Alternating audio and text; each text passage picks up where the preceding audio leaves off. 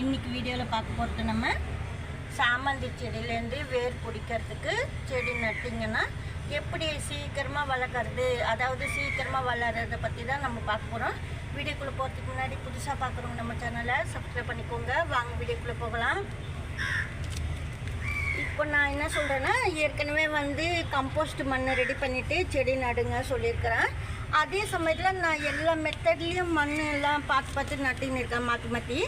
இப்போ இந்த தொட்டி பாருங்கள், இதில் ஒயிட் கலர் சாமந்தி செடி போன வாட்டி ரொம்ப நாள் ஆயிடுச்சு செடி வாங்கிது. இதுலேருந்து பதியம் எடுத்துருக்கிறேன் பாருங்கள். இது பதியம் எடுத்துருக்கிறேன், சூப்பராக இருக்குது பாருங்கள், பசுமையாக. ஃபஸ்ட்டு கொஞ்சம் டல்லாக தான் இருக்குது, அதுக்கப்புறமா சரியாயிடும்.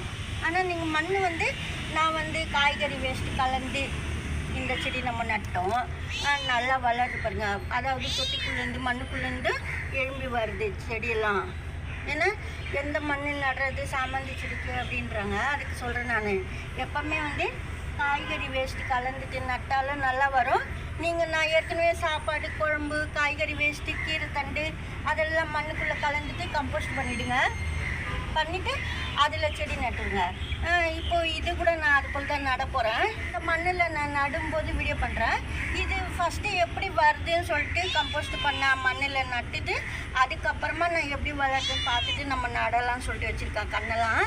ஆனால் இதுக்கு நம்ம ரொம்ப எருவெல்லாம் கொடுக்க வேண்டியதே இல்லை. காய்கறி வேஸ்ட்டு கலந்துட்டு நடும்போது நம்ம பூ பூக்கிறப்ப நம்ம மருந்தெல்லாம் கொடுப்போம், அதாவது எருவெலாம். ஆனால் இதுக்கு நம்ம அடிக்கடி கொடுக்க தேவையில்ல. ஒரே வாட்டி கம்போஸ்ட் ரெடி பண்ணிவிட்டு நீங்கள் இது போல் கன்று நட்டுடலாம். சூப்பராக கன்று பழித்து நல்லா வளரும். எதுக்கு சொல்கிறேன்னா, சாமந்தி செடி வரல அப்படின்னு சொல்கிறவங்களாம் இது போல் சாதம், குழம்பு, காய்கறி வேஸ்ட்டு எல்லாமே போட்டு கம்போஸ்ட் பண்ணிவிட்டு அதில் அப்படியே ஸ்ட்ரைட்டாக நட்டுடுங்க. ஏன்னா மண் கலந்து வைக்கணும், அதுக்காக சொல்கிறேன் நான். செம்மண் கலந்து வச்சுட்டிங்கன்னா அந்த கம்போஸ்ட் மண்ணில் கொஞ்சம் கலர் மாதிரி சாயில் இது போல் இருக்கும். நான் இப்போ கொஞ்சம் பனானா பீல்ஸ் போட்டிருக்கேன் மேலே.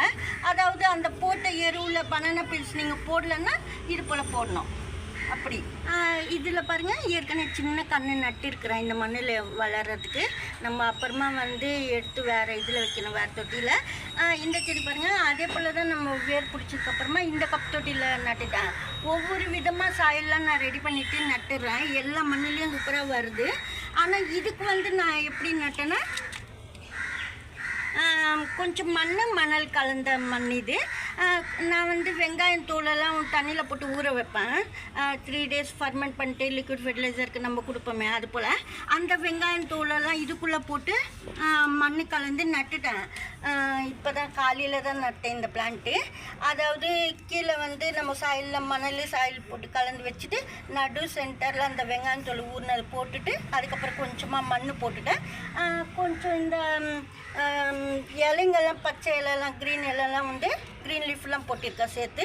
அப்போ தான் செடிக்கு நல்லதுன்னு சொல்லிவிட்டு க்ரீன் இலைலாம் போட்டால் ரொம்ப நல்லதுன்னு சொல்லிட்டு அது போல் போட்டு கலந்து நட்டுட்டேன். இப்போ தான் இன்றைக்கி தான் நான் நட்டேன். வேறு மண்ணில் வேர் பிடிக்க வச்சுட்டு அதுக்கப்புறமா இதுக்குள்ளே போட்டு நட்டு வச்சுட்டேன். ஆனால் இப்போ இன்றைக்கி இதுதான் நடணும்னு என்ன ரெடி பண்ணல கம்போஸ்ட் மண். அந்த கம்போஸ்ட் மண் பற்றி தெரிஞ்சதுன்னா நீங்களும் செஞ்சுக்கலாம். பக்கத்தில் பாருங்கள், இது கூட மொட்டோடு வச்சுருந்தேன் பாருங்கள், மொட்டோடு வச்சுருந்தேன். மொட்டு காஞ்சிச்சு, ஆனால் இந்த ஸ்டெம்மு நல்லா தான் இருக்குது. வேர் பிடிக்க ஆரம்பிச்சிச்சு. மொட்டோடு வச்சா கூட வரும். அந்த மொட்டு சப்போஸ் ஒரு மொட்டு இருக்கிறது நீங்கள் கட் பண்ணி வச்சிங்கன்னா அந்த மொட்டு காஞ்சிட்டு கூட அந்த தண்டுலேருந்து வேர் கீழே பூமியில் இருக்கும். அதுக்கு சொல்கிறேன் நான். இந்த வீடியோவில் தான் பிடிச்சிருந்தா லைக் பண்ணுங்கள். நன்றி, தேங்க்யூ.